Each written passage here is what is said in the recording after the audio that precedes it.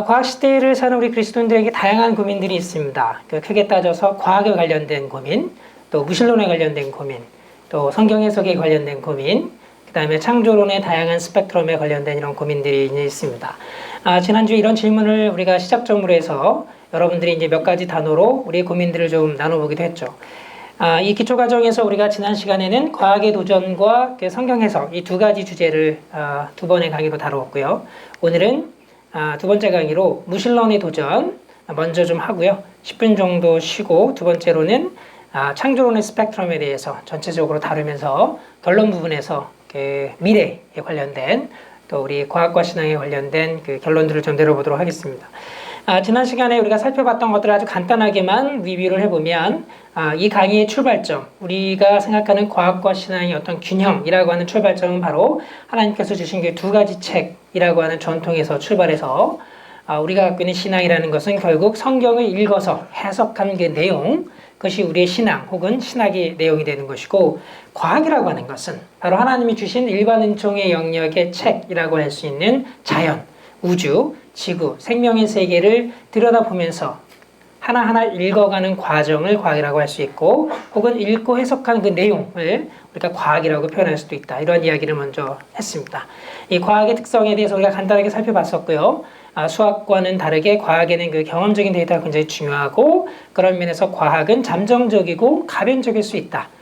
그래서 과학은 자연이라고 하는 실제에 다가가는 하나의 근사, 영원한 근사다. 이렇게 비판적 실존론의 입장에서 과학을 보는 것이 나이브한 실제론이나 혹은 상대주의하고 다르게 균형 있는 시각일 수 있다는 말씀을 들었습니다.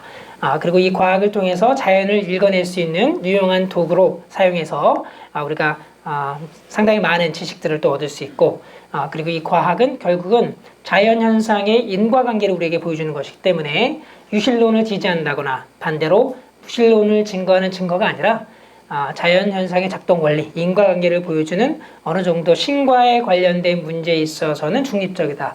굉장히 중요한 포인트라고 말씀을 드렸습니다. 그래서 결국 우리는 그 성경과 또 자연이라고 하는 이 두 가지 책을 함께 읽어야 하나님과 창조 세계를 균형 있게 이해할 수 있다는 이제 말씀을 드렸고요. 이 과정에서 우리는 이 두 가지 책을 읽는 방법이 상당히 독립적으로 읽어야 된다. 잘못해서 섞어 읽으면 둘 다 망칠 수 있다. 두 가지 언어, 성경이라는 언어와 또 과학이라는 언어, 이 두 가지 언어를 섞지 말고 각각을 이해하되 독립적으로 이해하되 그렇게 읽어낸 내용을 우리가 전체적으로 상보적으로 종합적으로 이해할 필요가 있다. 이런 말씀을 이제 들었습니다. 성경 해석에 관련해서 우리가 일치론적 해석이 있고 이제 비일치론적 해석이 있는데, 크게 봐서는 과학의 내용과 성경의 본문을 하나하나 이제 맞추려고 하는 조화주의의 관점이 일치론적 해석이고, 그렇지 않고 성경을 과학교과서로 보기보다는 신학적인 텍스트로 보고 과학교과서하고는 다르게 보는 방식, 일치시키려고 하지 않는 방식이 이제 비일치론이라고 말씀을 드렸습니다. 그래서 두 가지의 성경 해석의 관점에 따라 창조를 보는 다양한 스펙트럼이 나올 수 있다라는 말씀을 드렸고, 오늘 창조론의 다양한 스펙트럼을 다루면서 좀 더 구체적으로 이야기를 하도록 하겠습니다. 결국 이 과학이라고 하는 것은 기독교의 도전이라기보다는 과학을 통해서 우리가 하나님과 하나님의 창조 세계를 배울 수 있는 하나의 유용한 굉장히 훌륭한 도구일 수 있고, 그런 면에서 과학은 일반 은총의 영역에서 또 하나의 신학일 수 있다. 이런 말씀을 드렸습니다. 자연의 역사, 과학이 밝혀내는 역사를 결국 우리는 창조주 하나님을 고백하는 신앙인의 입장에서 과학의 역사가 바로 과학이 보여주는 자연의 역사가 하나님의 창조의 역사였다고 고백할 수 있고, 창조 기사에 관련된 여러 가지 해석의 어려운 점들은 전문적인 신학자들의 도움을 통해서 그 본문이 과연 무엇을 의미하는 것인지 이런 부분들을 우리가 함께 고민하고 이해할 수 있다. 더 큰 것은 사실 인간과 우주에 관해서 우리가 그동안 생각해왔던 관점, 어떻게 보면 선입견일 수 있는데, 이러한 부분들이 과학에 의해서 깨질 때 우리가 하나님을 같이 버릴 것이 아니라 하나님의 창조에 대한 이해가 그만큼 더 폭넓게 변화되고 넓어져야 된다는 말씀을 들었습니다. 이 부분을 결론 부분에서 좀 더 말씀드릴게요. 자, 오늘은 그 두 번째 그 무신론의 도전에 대해서 좀 먼저 살펴보고 창조론의 스펙트럼을 좀 다뤄보겠습니다. 우리가 이 두 가지 주제를 오늘 다루기 전에 먼저 문제 제기를 하는 의미에서 5분짜리 동영상을 좀 먼저 함께 보고 같이 이야기를 시작하면 좋을 것 같습니다.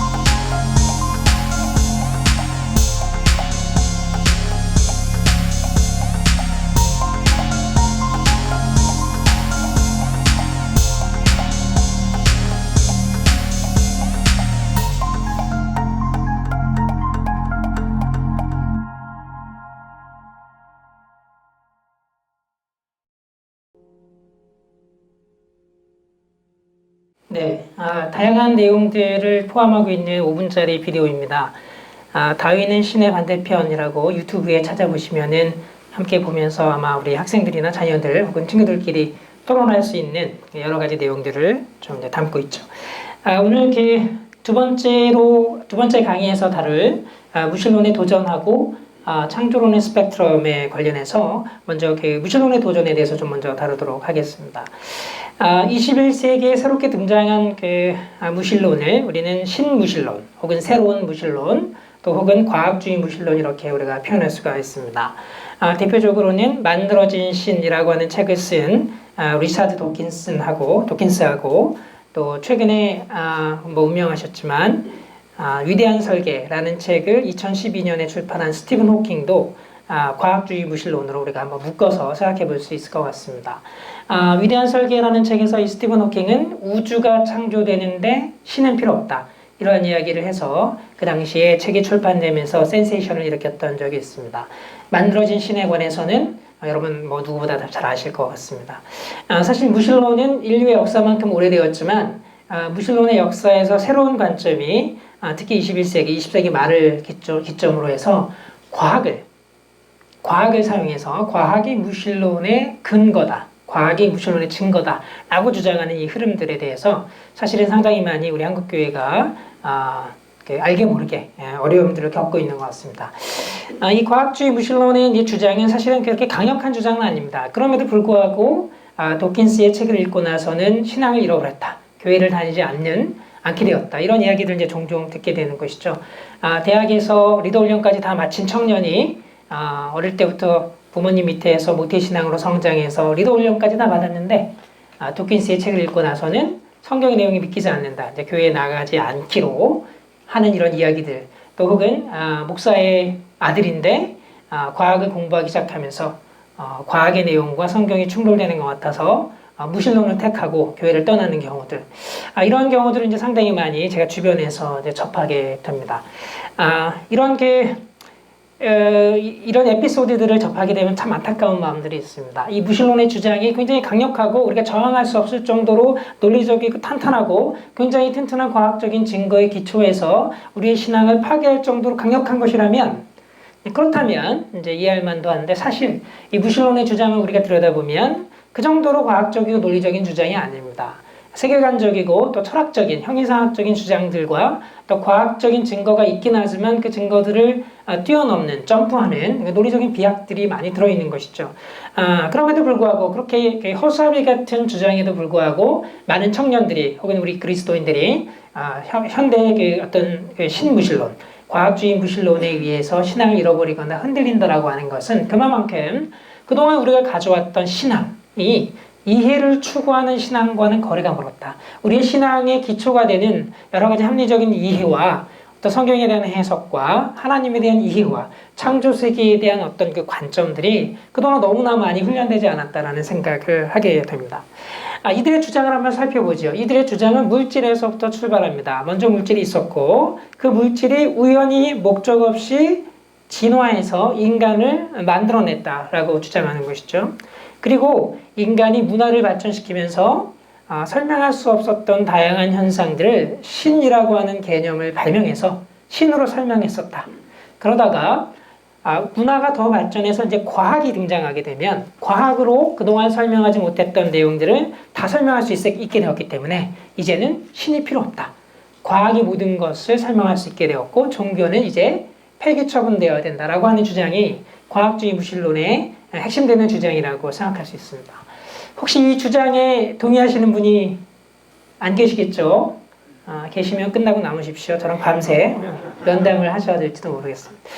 사실 이 주장을 우리가 하나하나 들여다보면 과학적인 주장이 아닙니다. 과학을 뛰어넘는 주장이죠. 제일 먼저 우리가 물질부터 살펴볼 수가 있죠. 물질은 도대체 어디서 기원했는가? 물질이 있어야 진화해서 인간도 만들어내고 인간이 또 신을 만들어낼 텐데 이들의 주장에 따르자면 도대체 물질은 어디서 기원하였는가? 리차드 도킨스는 우리 그리스도인들에게 묻습니다. 신이 인간을 만들었다면 그 신은 누가 만들었는가? 이런 질문을 하죠. 만들어진 신에 나오는 그 질문에 대해서 여러분은 어떻게 대답합니까? 신은 누가 만들었는가라는 문장은 그 문장에 등장하는 신은 누가 만든 신이겠죠. 그러나 우리가 믿는 신은 누가 만든 신이 아닙니다. 우리는 누가 만든 신이 아니라 스스로 존재하는 분을 신으로 믿는 것이죠. 그래서 사실 그 문장에서의 그 주어와 그 동사가 사실은 이제 뭐랄까요? 그 문장 자체가 성립하지 않는 것이죠. 반면에 우리는 동일한 질문을 무신론자들에게 할 수 있습니다. 물질이 인간을 만들었다면 그 물질은 누가 만들었는가? 이것은 아주 합리적인 질문입니다. 이것은 적합한 질문인 것이죠. 물질이 인간을 만들었다면 그 물질은 누가 만들었는가? 이 질문에 관해서 무신론자들은 어떻게 답을 합니까? 별로 신통한 답이 없습니다. 이 물질은 영원 전부터 존재했다. 많이 들어본 이야기죠. 영원 전부터 스스로 존재했다. 우리 그리스도인들은, 신을 믿는 사람들은 신이 누가 만든 것이 아니라 스스로 존재했다라고 고백합니다. 이것은 전제이죠. 이것은 믿음입니다. 그런데 무신론의 주장의 출발점이 되는 물질이 스스로 존재했다라는 것도 과학적으로 증명되거나 입증되는 것이 아니라 그렇게 고백하는 전제라는 것입니다. 그래서 어떤 면에서 그리스도인들이 신이 스스로 존재했다, 그 신을 창조주로 믿는 것과 물질이 스스로 존재했다라고 받아들이는, 그것도 믿음이라고 볼 수 있는데, 그 믿음은 둘 다 과학을 넘어서는 과학 외적인 영역의 어떤 하나의 형이상학적인 전제라고 할 수 있다는 것이죠. 그런 면에서 사실은 이 과학주의 무신론의 출발점에서부터 과학주의 무신론은 과학이 아니라 과학을 넘어서는 형이상학적인 하나의 주장이다, 이렇게 우리가 볼 수가 있습니다. 자연법칙은 어떻게 만들어졌을까요? 자연법칙이 있어야 진화도 일어나고 인간도 만들어질 텐데, 자연세계 안에 자연을 굉장히 규칙적이고 질서 있게 만드는 이 자연법칙이라고 하는 것은 도대체 어떻게 기원하였는가? 이렇게 우리는 질문할 수 있습니다. 이 질문에 관해서 무신론자들은 어떻게 답합니까? 이 부분도 사실 신통한 답이 없습니다. 이들은 보통 어떻게 이야기하냐면 자연세계 자체가 원래 갖고 있는 특성이다. 중력의 법칙 이런 거는 원래 자연세계가 갖고 있는 특성이다, 이렇게 이제 표현하는 것이죠. 그 설명이 맞을 수도 있습니다. 그러나 여전히 우리에게는 전자기학 법칙이라든가 중력 법칙이라든가 이 다양한 자연 법칙이 도대체 왜 자연세계에 존재하는가, 어디서 기원하게 되었는가에 관한 질문이 남아있는 것이죠. 아인슈타인은 이런 질문을 던졌습니다. 우리가 우주를 이해한다는 것만큼 이해하기 어려운 사실도 없다. 지구라고 하는 창백한 푸른 점에 해당하는, 여러분 지난번 강의 기억하시죠? 그 드넓은 광대한 시공간의 우주에서 저기 한 구석에 우리 은하의 태양계에 변두리에 존재하는 창백한 푸른 점과 같은 지구에 사는 우리 인간이, 지성사가 10,000년도 되지 않는 우리 인간이 어떻게 100억 년이 넘는 우주의 역사와 우주의 어떤 광대한 규모와 자연세계 안에서 일어나는 그 수많은 자연 법칙과 어떤 이런 내용들을 파악할 수 있게 되었을까요? 이것은 어떤 면에서 인식론의 문제일 수도 있겠습니다. 이것이 아인슈타인의 고민이었죠. 우리 인간이 우주를 이해한다는 것만큼 이해하기 어려운 수수께끼도 없다. 이런 질문들에 관해서 과학주의 무신론은 과학적인 답변을 제시하지는 못합니다. 그거보다는 이 과학주의에 기초한 형이상학적인 어떤 전제들을 가지고 이 질문들에 답하려고 하는 것이죠. 반면에 우리 그리스도인들은 창조주 하나님을 고백하고 믿는 입장에서 이 질문들을 어떻게 답변합니까? 물질은 어디서 기원했는가? 물질은 하나님의 창조물이고 전능하신 하나님이 창조하기로 의도하신 것이죠. 창조하기로 결정하셨고 그 결과 창조물이 있었고, 자연법칙이 존재하는 이유는 하나님이 자연세계를 창조하시면서 자연세계에 질서 있게 운행되도록 부여하신 운행 방식이 자연법칙이라고 생각할 수가 있습니다. 우리가 구약성서를 보면 하나님은 동일하시고 오래 참으시고 약속을 지키시는 신실한 분으로 묘사되죠.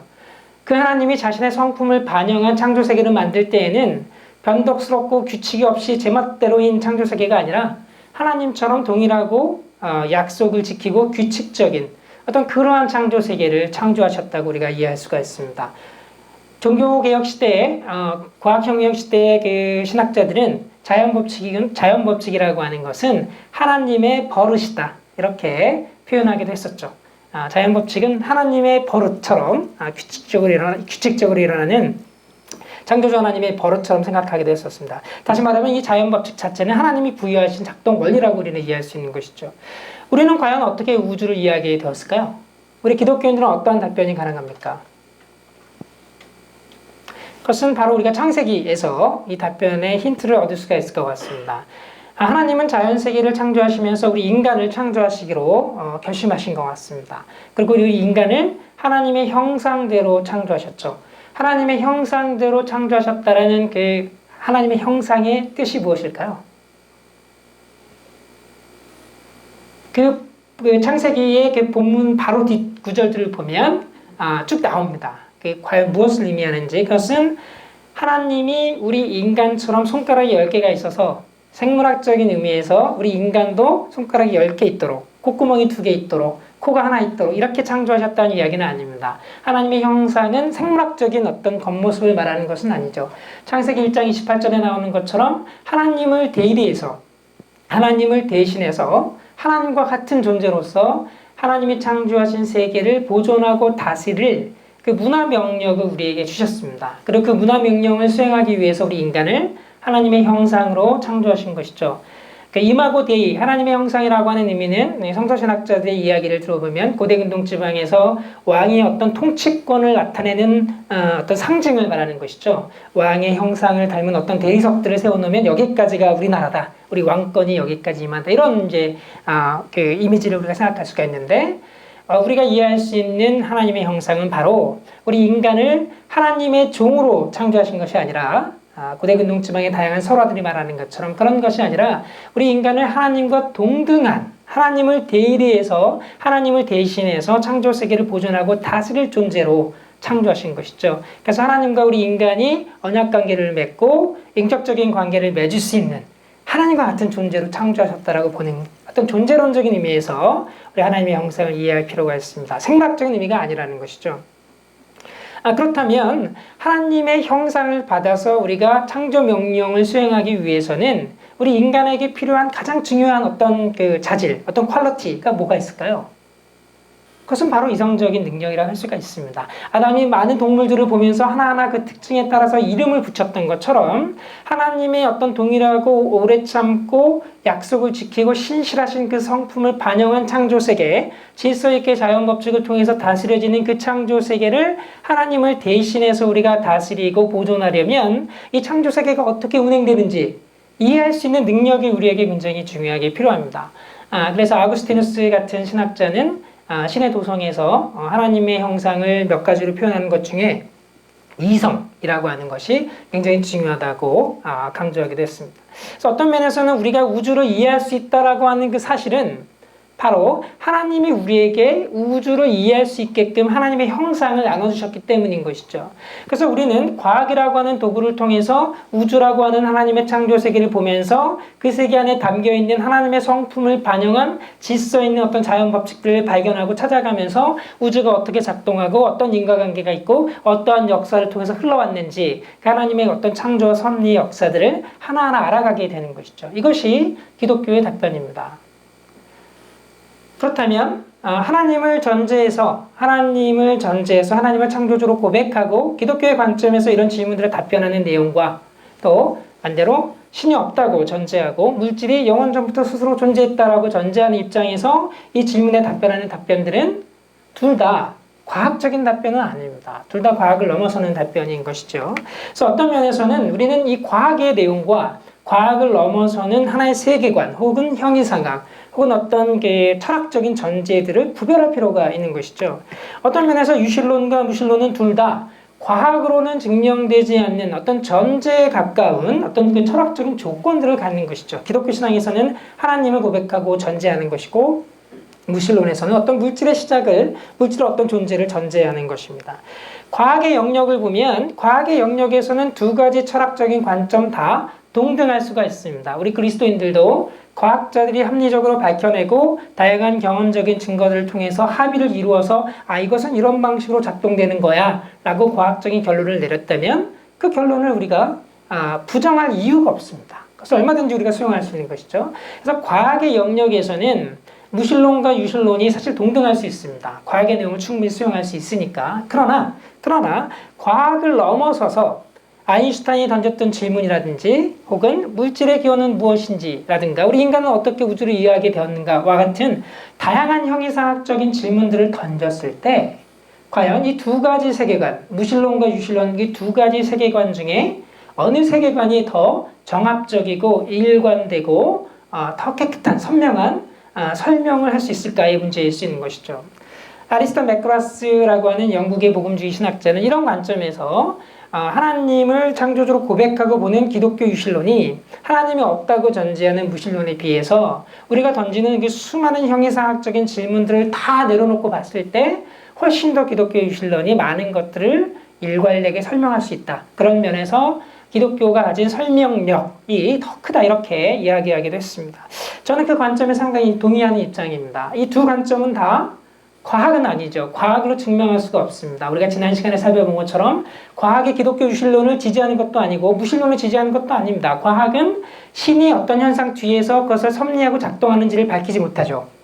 반대로 신 없이 저절로 우연히 목적 없이 그냥 그렇게 일어나는 것이 자연현상이라고 말할 수도 없습니다. 과학은 그저 자연현상 내에서 인과관계를 찾는 하나의 설명체계일 뿐인 것이죠. 그런 면에서 과학과 과학을 넘어서는 형이상학을 구별하는 작업이 우리에게 이제 굉장히 중요하다고 보이는데요. 그런 면에서 보면 사실 우리는 이렇게 또 물을 수가 있습니다. 만약에 과학은 기독교 유신론을 지지하는 것도 아니고 무신론을 지지하는 것도 아니라면 그럼 과연 우리 기독교 유신론을 믿는 우리 믿음의 기초는 과연 어디에 있는가? 이런 질문이 나올 수 있는 것이죠. 여기서 우리가 생각해 볼 수 있는 질문은 과연 우리가 신앙을 갖는 이유가 과학으로 하나님의 존재가 증명되기 때문인가? 과학으로 부활이 증명되기 때문인가? 혹은 과학으로 성경에 나오는 기적들이 증명되기 때문에 우리가 신앙을 갖는 것인가? 그것은 아닌 것 같습니다. 만약에 과학으로 다 증명된다면 그건 신앙이 아닌 것이죠. 그건 그냥 증명됐으니까 이해하고 받아들이면 되는 지식이 되는 것입니다. 그러나 하나님의 존재나 성경에 나오는 다양한 우리가 이해하기 굉장히 어려운 내용들은 과학으로 증명되는 것이 아닙니다. 과학으로 증명되지 않기 때문에 믿음을 요구하는 것이죠. 무신론자들은 그런 과학으로 증명되지도 않는 믿음을 갖다니 라고 우리를 비웃을 수도 있지만 가만히 보면 무신론의 전제에도 과학으로 증명되지 않는 어떤 그 믿음들, 전제들이 있다라고 하는 것이죠. 도대체 그러면 맥그라스가 말한 기독교 유신론이 더 많은 것을 설명할 수 있다라는 것이 우리의 믿음의 기초가 될 수 있을까? 이 부분을 조금 더 우리가 생각해 볼 수가 있을 것 같습니다. 사실은 우리는 그 증명과 증거 이런 부분들에 굉장히 집요하게 프레셔를 받는 과학주의 시대, 증거주의 시대에 살고 있습니다. 카렌 암스트롱이라고 하는 그 종교학자가 그런 이야기를 했죠. 지금 시대는 거의 증거주의 시대, 과학주의 시대이기 때문에 과학적으로 증명되지 않거나 어떤 증거가 없으면 진리라고 여기지 않는, 진리라고 생각하지 않는 시대가 되었다.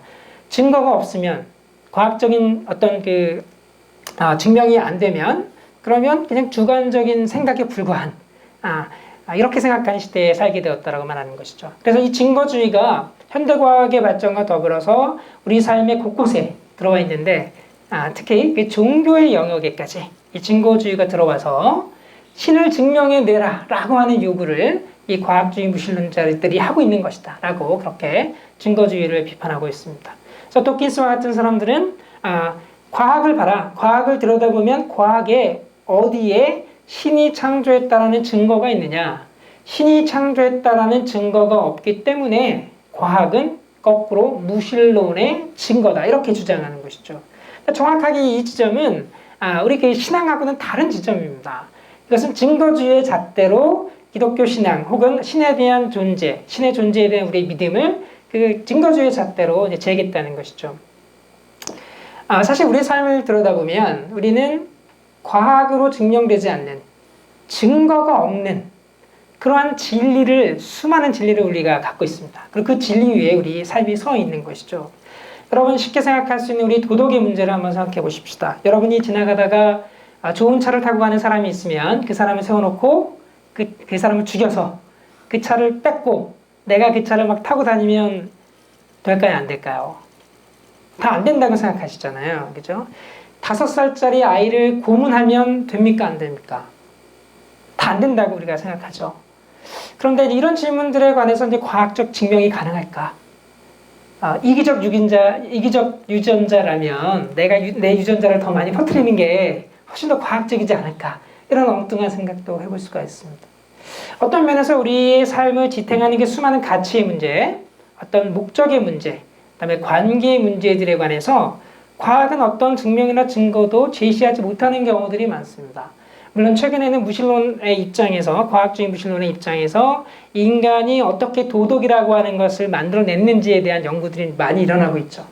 그러나 여전히 이 윤리학을 공부했던 그 철학의 깊은 전통에서 보면 지금 하고 있는 어떤 무신론자들의 작업은 상당히 맥없이 이제 쓰러지는 것들을 우리가 좀 볼 수가 있습니다.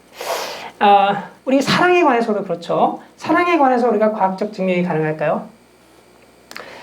제가 강의할 때마다 드는 예지만 제 아내가 저를 사랑한답니다. 근데 과학적으로 증명이 안 돼요. 본인이 속고 있는지도 모르죠. 저도 속고 있는지도 모르고 과학적으로 증명이 안 됩니다. 그런데 어떤 면에서 그것이 과학으로 증명되지 않고 어떤 그 증거, 아주 명백한 증거가 없더라도 저는 지난 한 20년 동안 저와 제 아내가 같이 살아온 과정을 통해서 경험한 내용을 통해서 제 아내가 저를 사랑한다는 것을 믿습니다. 그 믿음은 증거주의나 어떤 그 과학주의 잣대로 재어서 그 잣대를 통과할 수 있을 만한 증거나 증명은 아니에요. 그러나 여전히 우리는 우리 삶의 굉장히 중요한 부분들, 우리 삶의 때로는 우리의 목숨을 바쳐서 희생하는 그 어떤 삶의 모습이 나오는 그 수많은 내용들이 증거주의나 과학주의의 잣대를 거치지 않은 이런 어떤 경험을 통해서 우리가 믿고 있는 진리의 기초에서 나오는 경우가 많다라는 것이죠. 사실 어떤 면에서 진리라고 하는 것은 증명을 요구하기보다는 진리는 헌신을 요구합니다. 진리는 우리가 단순히 A는 B야. 예수님은 하나님의 아들이었어. 예수의 십자가를 믿으면 구원을 받아. 라고 하는 어떤 명제에 고개를 끄덕이고 동의하는 것이 아니라 그것을 증명해내려고 하고 증명되면 그것을 동의하는 것이 아니라 그 진리라고 하는 어떤 그 내용에 우리의 삶을 헌신해서 거기에 그러니까 우리 내던지는 것이죠. 진리는 증명을 요구하는 것이 아니라 헌신을 사실 요구합니다. 그리고 그 진리라고 하는 그 내용에 우리 몸을 던지고 그 방향으로 우리 몸을 향할 때, 헌신할 때 사실 그 진리를 우리가 깨닫게 되는 것이죠. 진리를 명제처럼 증명해서 그것을 동의하는 방식이 아니라 그 진리가 잘 이해되지 않더라도 어떤 약속에 대한 믿음을 가지고 거기에 동의하고 우리 삶을 드릴 때 그 과정에서 만나게 되는 그 헌신의 과정에서 만나게 되는 것이 어쩌면 더 진리에 가까운 것 같습니다. 그래서 그런 면에서 보면 이 증명이나 증거라고 하는 것을 우리 신앙의 잣대로 들이대는 것이 얼마나 위험한지에 대해서 카렌 암스트롱이 했던 이야기를 우리가 다시 한번 생각해 볼 수 있는 것이죠. 과학주의 무신론자들은 과학으로 신을 증명해내라. 과학으로 신이 증명되지 않으면 그것은 무신론의 증거다라고 주장하는 것이고 반대편에서는 이 창조과학자들이 성경의 내용이나 어떤 그 창조의 내용을 과학으로 증명하려고 하는 노력을 마구 하고 있어요. 그래서 카렌 암스트롱은 이 한편에는 이 과학주의 무신론자, 다른 한편에는 창조과학자들, 이 두 사람들이 쌍둥이라고 이렇게 표현하고 있습니다. 과학주의, 어떤 증거주의에 경도된 경향이라고 하는 것이죠. 그러나 우리 삶은 사실은 다양한 어떤 경험과 또 합리적인 추론을 통해서 우리가 과학적으로 명백하게 증명되지 않는 내용도 진리라고 여길 수가 있습니다. C.S. 루이스가 했던 가장 유명한 이야기가 있죠. 유명한 얘기를 워낙 많이 해서 그 중에 하나가 있죠. 저는 태양이 떠오르는 것을 믿는 것처럼 하나님을 믿습니다. 이런 이야기를 했습니다. 여러분, 태양이 떠오르는 것을 직접 보지 못했더라도 여러분이 방 안에 앉아있으면 지금 몇 시인지 모르면 해가 떠올랐는지 안 떠올랐는지 모를 수 있잖아요. 그러나 해가 떠오르는 것처럼 기독교를 믿습니다. 왜냐하면 태양빛에 비추어서 온 세상이 환히 보였기 때문이라는 것이죠. 방 안에 앉아서 해가 떠올랐는지 떠오르지 않았는 것을 내가 직접 관측하고 증명해내지 않더라도 밖이 환하게 되었다면 태양이 떠올랐구나라고 우리가 믿는 것이 가장 합리적입니다. 마찬가지로 기독교라고 하는 것은 우리가 믿는 하나님, 우리 신앙은 그 신앙이 과학으로 증명되어서가 아니라 마치 해가 떠올랐다고 믿는 것처럼 하나님을 믿고 전제할 때 그리고 그 하나님을 믿고 전제하고 그 하나님을 고백하는 입장에서 세상을 봤을 때 우리가 던지는 그 수많은 형이상학적인 질문들에 더 일관되고 합리적인 답변이 가능하다라고 하는 것이죠. 이것이 맥그라스하고 C.S. 루이스가 통하는 점이라고 생각이 됩니다. 그래서 마치 태양이 떠올랐다고 믿는 것처럼 하나님을 그렇게 믿는다라는 것이죠. 저는 그것이 우리 신앙의 기초일 수 있다고 봅니다. 그것이 다양한 경험이겠죠. 태양이 떠오른 것을 직접 못 봤죠. 하나님을 직접 대부분 못 봤죠. 보신 분이 계실지 모르겠는데 예수님이 부활하는 장면을 목격한 분 거의 없잖아요. 그럼에도 불구하고 우리 신앙이 가능한 이유는 마치 태양이 떠올랐다고 믿는 것이 세상이 환해진 이유를 가장 잘 설명하는 것처럼 우리의 믿음의 기초에는 이런 전제가 있고, 이런 전제에서 출발해서 진리를 향해서 우리의 삶을 헌신할 때 그 헌신의 과정에서 그 만나는 그 경험, 그렇죠? 2000년의 교회사가 보여준 하나님의 어떤 역사를 인도해 오시는 그 과정, 또 여러분의 교회 공동체가 하나님의 어떤 말씀과 뜻에 따라 움직이고 하나님의 인도하심을 경험했던 그 경험, 여러분 한 사람 한 사람이 또 제가 또 기도와 또 묵상을 통해서 하나님의 뜻을 분별해가고 내 인생 가운데, 여러분의 인생 가운데 하나님 우리를 인도해 오셨던 그 경험이 있는 것이죠. 그런 경험들이 또 우리가 성경을 통해서 주어지는 하나님에 대한 다양한 말씀들과 더불어져서 경험적인 증거와 어떤 합리적인 어떤 추론과 이해를 통해서 우리의 신앙이 구성되는 것으로 생각됩니다. 이렇게 봤을 때 우리가 그 과학주의에 대해서는 그럼 우리가 어떻게 이해되냐? 이 과학주의는 하나의 세계관이다. 물론 수많은 과학적인 내용을 포함하고 있지만 이 과학주의 무신론의 가장 밑바탕에는 과학으로 증명되지 않는 전제가 있다. 이렇게 이해하는 것이 좋을 것 같습니다.